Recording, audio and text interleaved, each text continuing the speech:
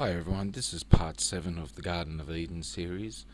I left off with Ezekiel 31 verse 3 to 9, so I'll be just starting at this point just under the image. Therefore his height was exalted above all the trees of the field, and his boughs were multiplied, and his branches, in brackets irrigation channels, became long because of their multitude of waters. When he shot forth, all the fowls of heaven made their nests in his boughs, and under his branches did all the beasts of the field bring forth their young, and under his shadow dwelt all great nations. Thus was he fair in his greatness, in the length of his branches, for his root was by the great waters. So the Garden of Eden had many irrigation ditches and pathways, and his root, or the tree of life, was by the great waters. So waters, it was an elevated landmass which was surrounded by water, apart from the isthmus. The cedars in the garden of God could not hide him. The fir trees were not like his boughs, and the chestnut trees were not like his branches, nor any tree in the garden of God was like unto him in his beauty. I have made him fair by the multitude of his branches, so that all the trees of Eden that were in the garden of God envied him. So it was a beautiful place. It's reflective of the Garden of Eden off the coast of Cyprus, between Cyprus and Syria, just north of Lebanon. And that's what we were led to in 2 expeditions, and that's what we reveal, and reflects well with Ezekiel 31. Now Ezekiel goes on to talk about the flood of Eden. Ezekiel 31, Thus saith the Lord, in the day when he went down to the grave, I caused a great mourning and covered the deep for him, and I restrained the floods thereof, and made the great waters were stayed. And I caused Lebanon to mourn for him, and all the trees in the field fainted for him. So Eden was taken down by a flood, and all the trees of Lebanon, being opposite Eden, mourned. I made the nations to shake at the sound of his fall, the inrush of water from the Atlantic Ocean, when I cast them down to hell, and them that descend into the pit, and all the trees of Eden, the choice and the best of Lebanon, all that drink water, suggesting water and flood, shall be comforted in the nether parts of the earth. So comforted in the nether parts of the earth speaks to me that this whole story will be revealed and more at the end. So here is a computer generated image of the Garden of Eden when the waters were dammed up at the Gibraltar Dam.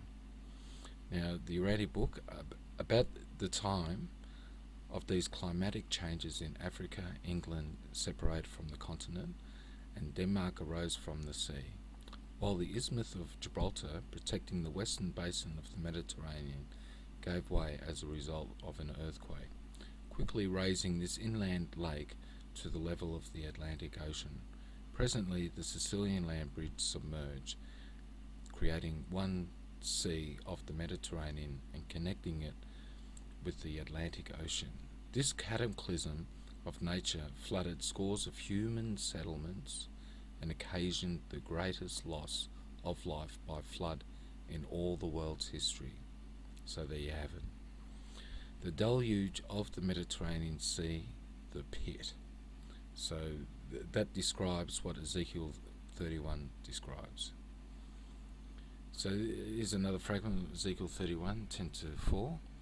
Therefore saith the Lord God, because thou hast lifted up thy height, and he has shot up his top among the thick boughs, and his heart is lifted up in his height. I have therefore delivered him into the hand of the mighty one, Caligastia, the fall, the Adamic fall of the heathen. He shall surely deal with him. I have driven him out for his wickedness, driven out of the garden, and strangers, the terrible of the nations, have cut him off and left him. Upon the mountains and in all the valleys his branches are fallen, and his bows are broken by the rivers of the land.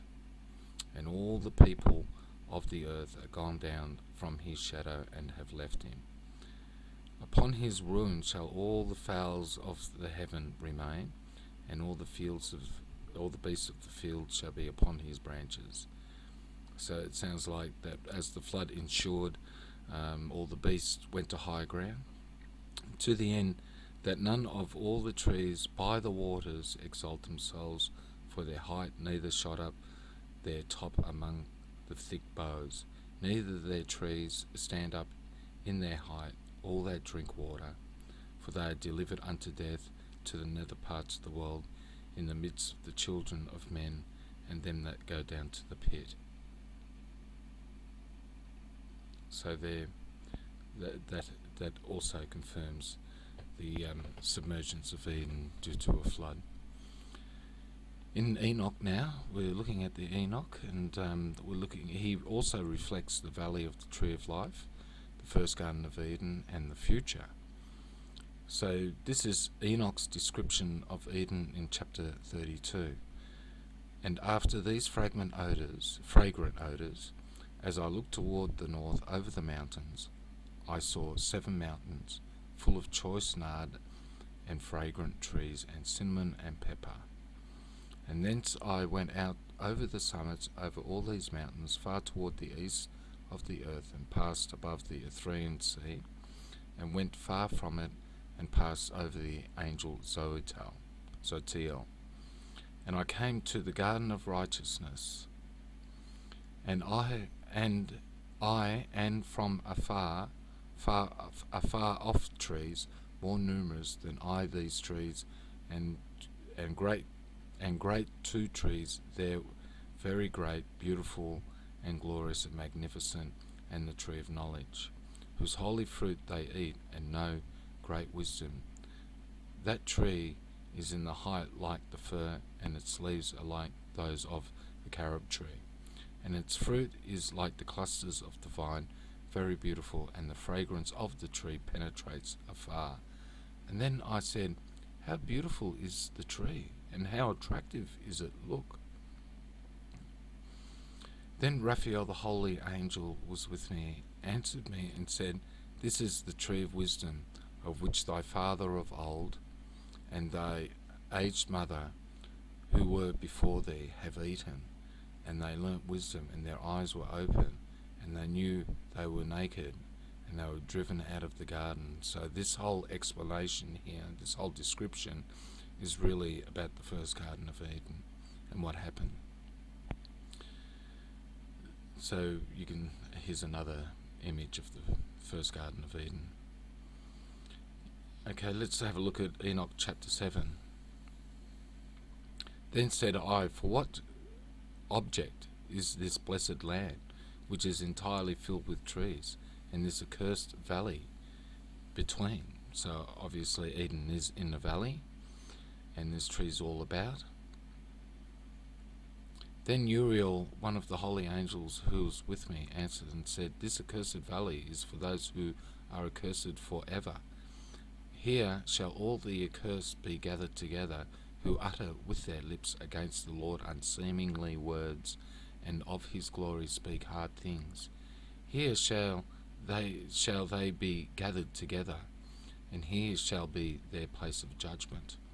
In the last days there shall be upon them the spectacle of righteous judgment, in the presence of the righteous forever. Here shall the merciless bless the Lord of glory, the eternal King. In the days of judgment over the former, they shall bless him for the mercy in accordance with which he has assigned them. Then I blessed the Lord of glory, and set forth his glory, and lauded him gloriously. So obviously, my feelings tell me, revealing the hidden about Eden, made manifest. As this is occurring, the judgment is written down, and it draws people to the valley of the Garden of Eden in truth. And of course, people have a decision to make. You hear the knowledge about Eden, so really it's up to the individual, whether they research it or not. And it's probably the attitude that is taken into account. Here's another description of the first Garden of Eden and future purpose. First Enoch chapter 25, and he said unto me, Enoch, why dost thou ask me regarding the fragrance of the tree? And why dost thou wish to learn the truth? Then I answered him, saying, I wish to know about everything, but especially about this tree. And he answered, saying, This high mountain which thou hast seen, whose summit is like the throne of God, is his throne, where the holy great one, the Lord of glory, the eternal King, will sit, when he shall come down to visit the earth with goodness. So we have a relationship of the fragrance of the tree of life, which was beheld in the Garden of Eden as shown below in this image. And it is regarded as a throne of God of old, and this is where the Lord's focus will be toward the Garden of Eden in its revealing from the hidden. And as for this fragrant tree, no mortal is permitted to touch it till the great judgment.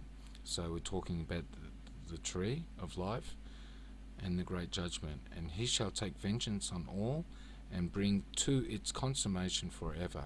It shall be given to the righteous and holy. Its fruit shall be for food to the elect, right? The tree of life. It shall be transplanted to the holy place, to the temple of the Lord, the eternal King. Then shall they rejoice with joy and be glad, and into the holy place shall they enter. Could it have relation to the 144,000 witnesses? Question mark, maybe. But you can see this now a relationship with the tree of life and the elect, and with the Garden of Eden.